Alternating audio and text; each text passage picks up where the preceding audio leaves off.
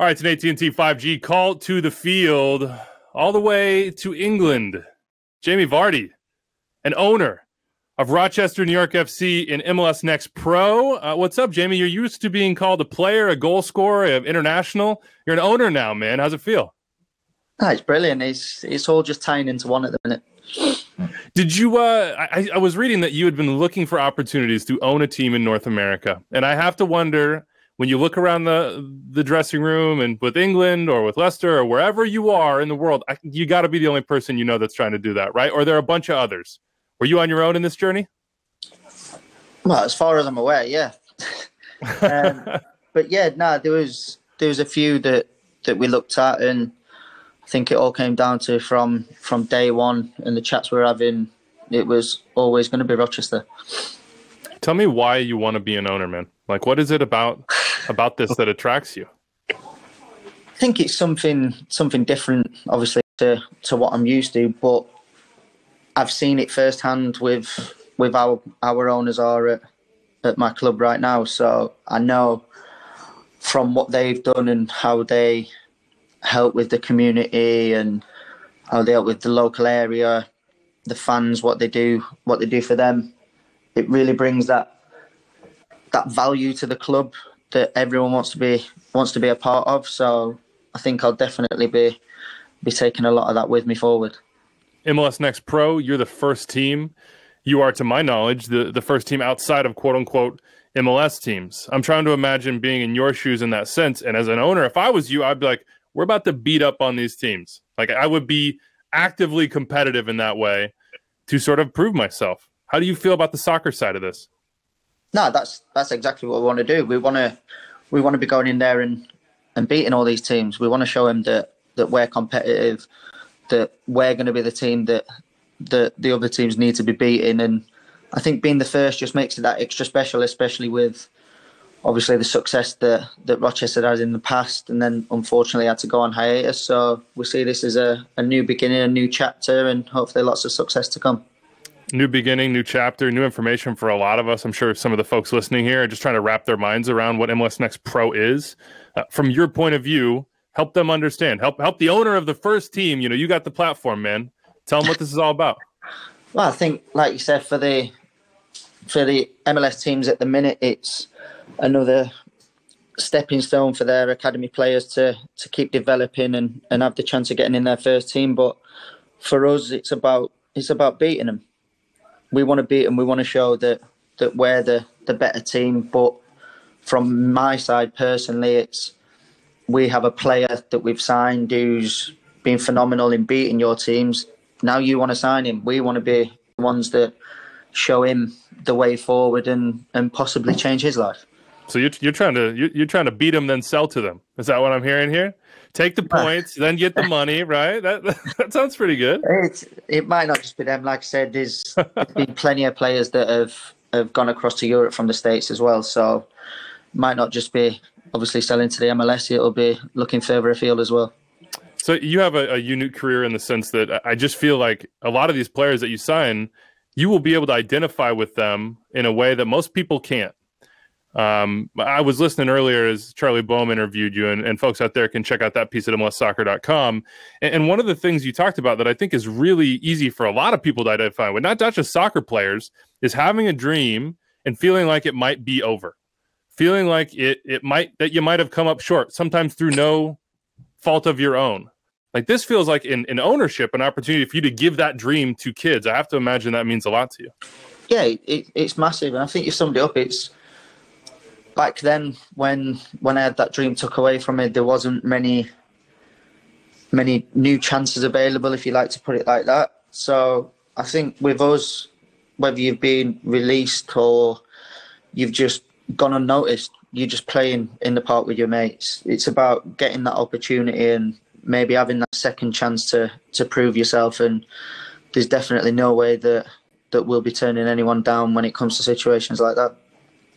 What did that second chance mean to you personally when you got it? I mean, you know, Sheffield Wednesday, boyhood club, it doesn't work out. And for thousands of kids, it doesn't work out. But you somehow found your way back to it. And what did that second chance mean?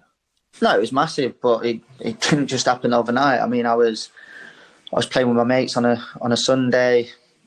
Managed to get playing semi-pro then on a Saturday, but still got a full-time job. So it come to. What were you doing? I was working in a factory making carbon fibre splints for people with drop foot, which helped them walk more naturally instead of the toes scraping on the floor. I mean, obviously I was over the moon with what I was doing. I was helping someone anyway, so.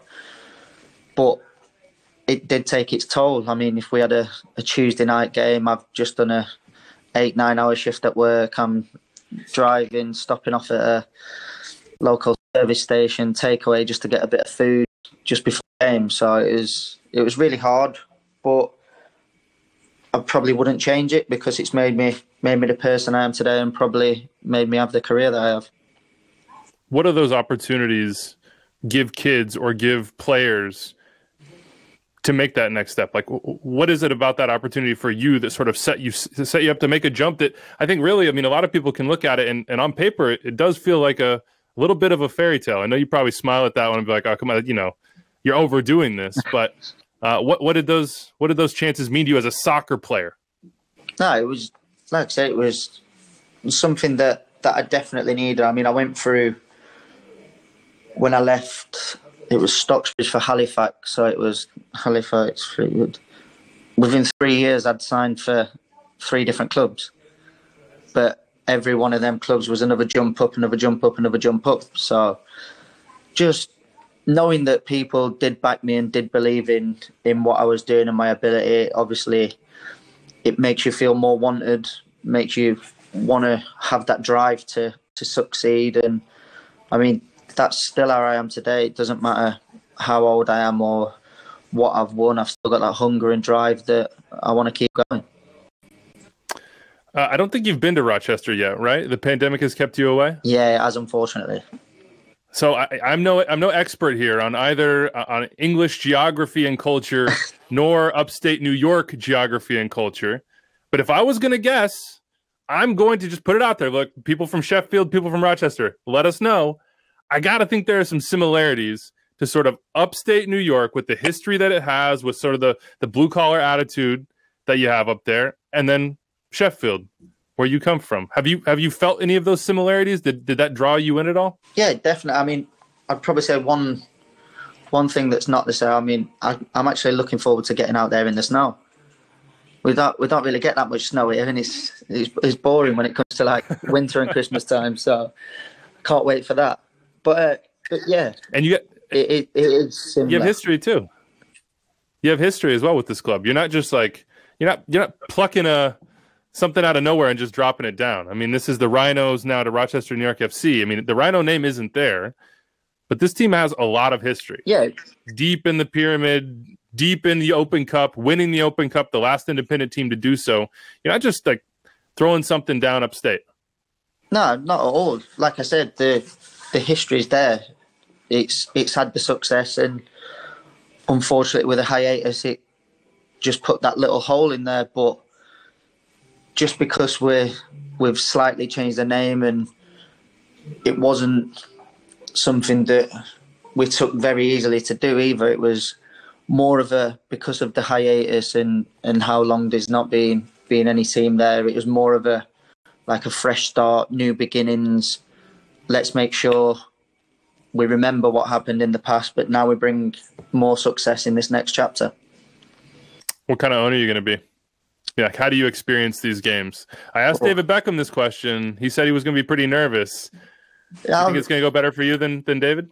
No, I think I'll be nervous, obviously, when I'm watching the games and stuff like that. But I think from my experiences of seeing how the owners have been at the clubs I've been at, that there's a lot of positives and a lot of good that I can actually bring and use it as experience to make the club better. Last one, we'll let you get out of here, Jamie. We always wonder, what's it like across the pond, so to speak, when people think or talk or have MLS come through their little sphere? How often do you see it? Do you see it on TV? Do you watch games? Do you see players and if you see Alphonso Davies in the Champions League and think, oh, wait, he came from MLS. How much of a connection do you have? How much knowledge do you have? No, quite a bit. I mean, good things. Sky Sports, it's brilliant.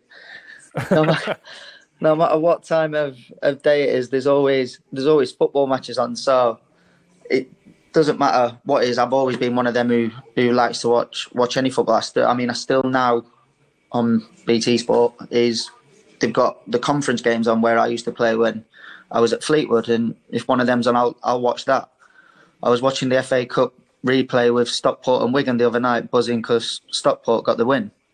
It's a nice underdog story. But yeah, no, I've watched the MLS game. Obviously, not the ones that are on at 2:00 in the morning. I need my beauty sleep for training the next day. But no, you have to watch them, and it just shows, like I said, how much it has progressed over the years for it to be on as much as it is. All right, man. You gonna spread the word in the locker room? We're gonna see like some other guys rolling over. You see a scattering of owners. Like, man, Jamie owns a club. I gotta get a club. Who knows? I mean, obviously, all my dressing room know exactly what I'm doing, so I'm sure they'll be very intrigued. All right, just the beginning. Up Fleetwood Town, up Rochester, New York FC, up MLS Next Pro. Jamie Vardy, thank you so much for joining us, man. Cheers. Thank you. Did you enjoy that? Was that right up your alley? Well, go subscribe to Extra Time wherever you listen to podcasts. You can also check the full shows on the MLS YouTube channel right over here, and you could subscribe to the MLS channel right here. Thanks for listening and watching, everybody.